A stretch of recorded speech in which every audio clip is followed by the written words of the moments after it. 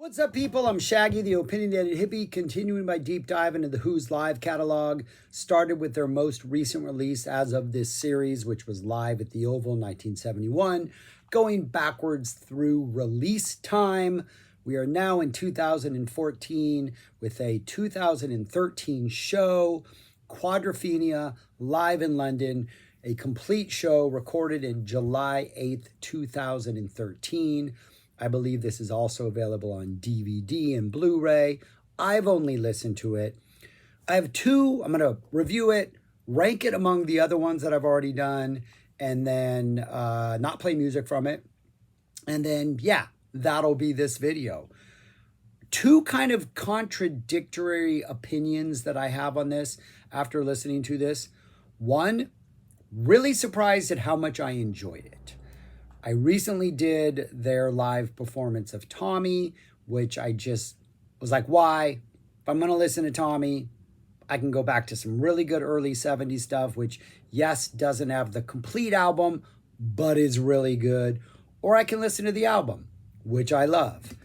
And I kind of approach this with the same thought that I'm not sure that a live version of Quadrophenia is really going to do it for me. Fish covered it once way back in the 90s. Didn't really enjoy that. Kind of dragged at times. There were moments. This isn't Fish, obviously. This is the band that did the album. But there's no Keith. There is. There's no Entwhistle. Actually, there is. So I really didn't think, I'll get to that later, didn't think I would enjoy it. I was pleasantly surprised. On the flip side of that coin, I also don't know how often I'm going to go back and want to listen to this, because no Keith, there is actually, we'll get to that. No Entwhistle, there is, we'll get to that. And if there is a weakness, it's Daltrey's voice. So, and Daltrey's superpower is his voice. So why wouldn't I prefer the studio version?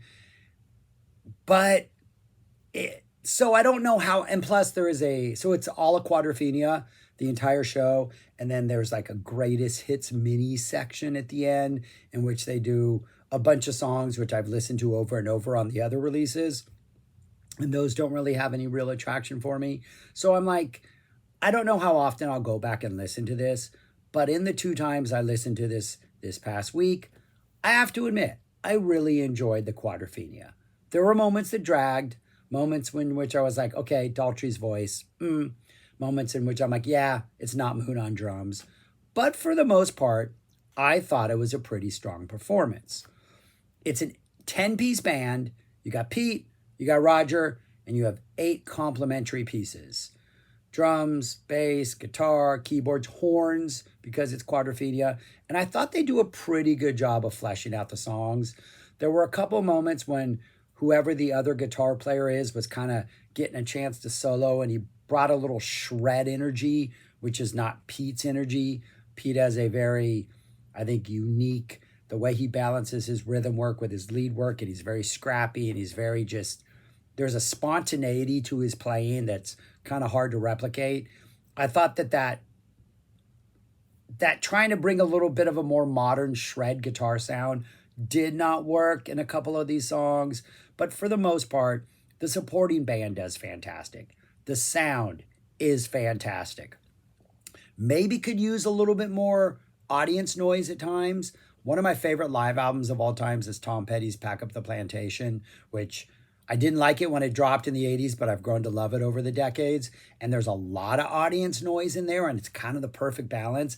I think that would have benefited this show a little bit, just to get a little bit more of that raw concert energy sound.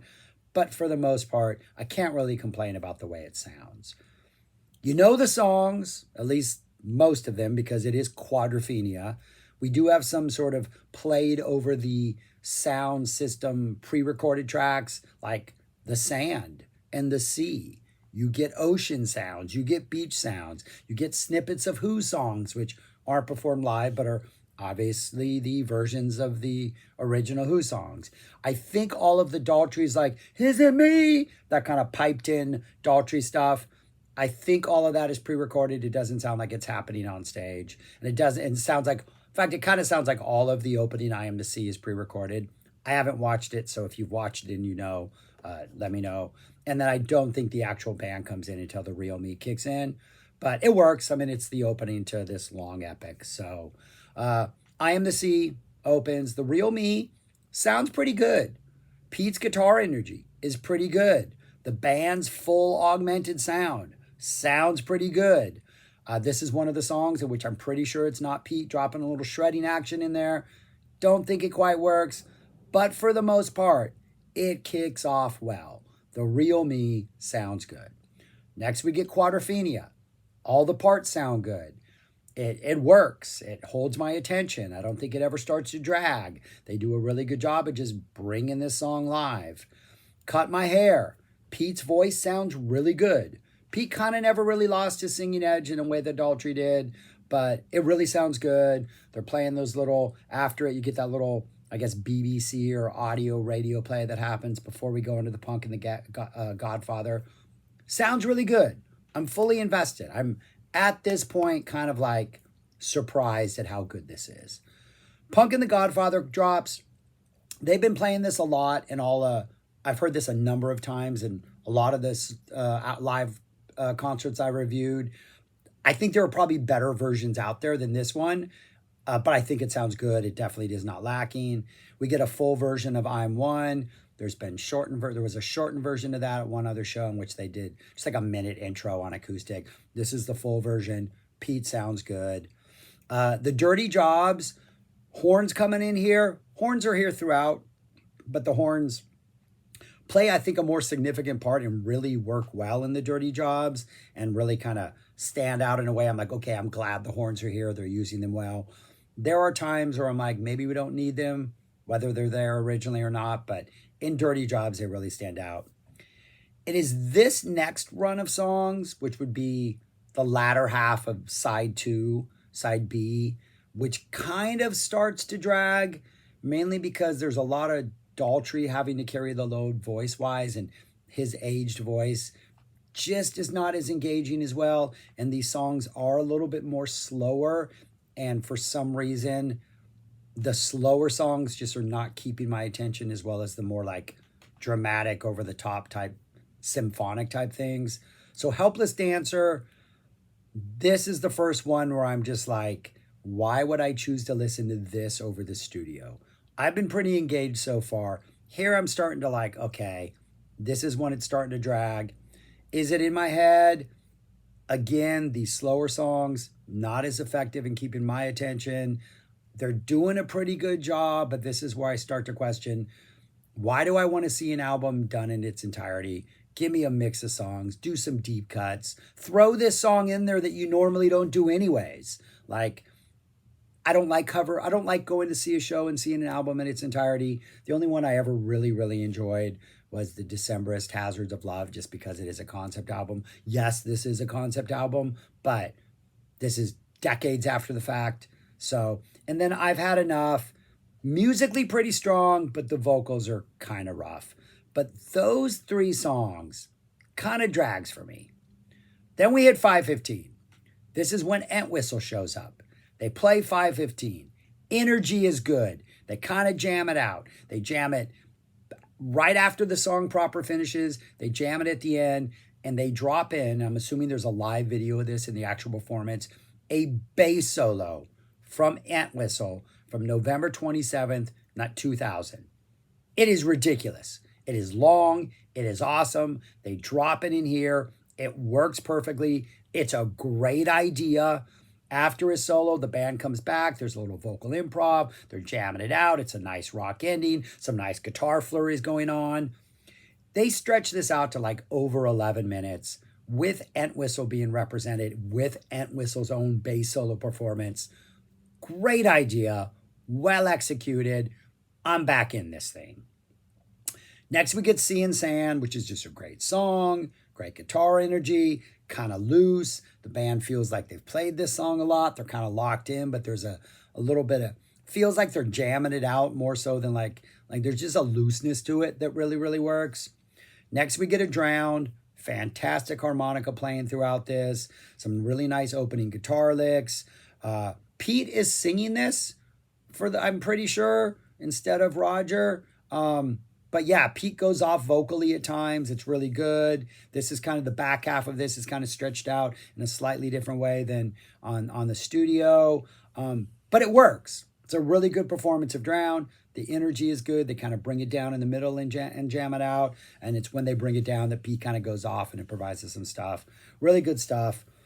And then we get Bellboy. And Keith shows up for Bellboy. And it's, really cool. Apparently these are a live performance he gave from a 74 show. And in his Bellboy parts, they're just playing his actual live performance from decades earlier. Great idea. Awesome. It's definitely not as, it's more in line with it because it is the actual lyrics from the actual song. So it's different than Entwhistle's dropping in a bass solo, but it's still pretty cool that Keith is actually represented as Keith doing Keith stuff. So that's really cool. Dr. Jimmy, super strong. The Rock, fantastic. The arrangement is fantastic. The use of the entire band is fantastic. We get some guitar shred energy in here, which I don't need, but I don't know. It's kind of deserved at this point. The band's been rocking it. Let this guy do his thing. And then we close out with a Love Reign Over Me. That is a nice piano intro. So yeah, it was pretty good. It was surprisingly good. It did make me want to go back and listen to the original just because I do like the way they bring sort of their rock symphonic energy to the studio. Thought they executed it well. So, but it's a pretty good performance. And I think on the DVD, it's probably got to be more satisfying. In person, I bet it was absolutely fantastic. So, good job, The Who. I think you did a good job at doing Quadrophenia live, especially considering this is 2013 when this show is.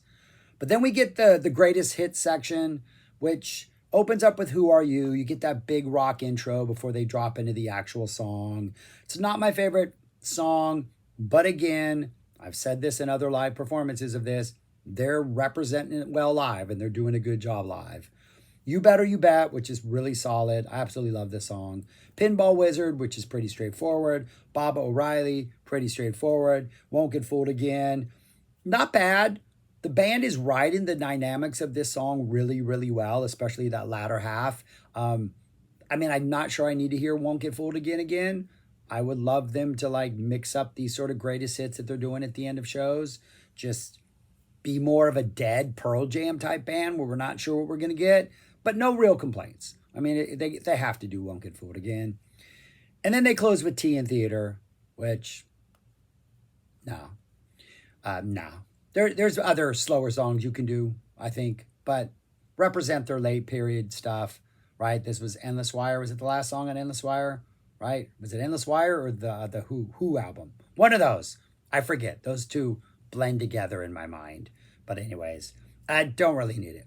But surprisingly good show, I have to admit. I was a little blown away about how much I actually enjoyed this.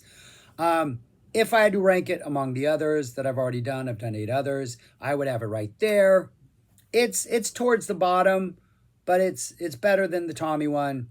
It's better than the orchestra one. The energy is good. The performances are good. Those are both later in time, and so those have weaker Daltrey vocals. So it is cool as I'm going backward with the more contemporary shows that Roger's voice is getting stronger and better. So, yeah. I'm not sure how eager I am to go back and listen to this. And I love Quadrophenia. That's my second favorite Who album. Tommy was my first, which is why that live performance is at the bottom, because it just can't match. But I enjoyed it. I was surprised at how well they brought the Quadrophenia energy, sustained my interest, kind of flagged off on the latter half of the second half of the first half of the album. I thought dragged a tiny bit, but I enjoyed it. That's all I got. Thanks for watching. Subscribe, like, share, comment, do those things. Thanks for watching. I'm sure I messed up on stuff. I seem to be all over the place today. It was a crazy day at work. But yeah, that's all I got. Thanks for watching. Peace. Talk to you later.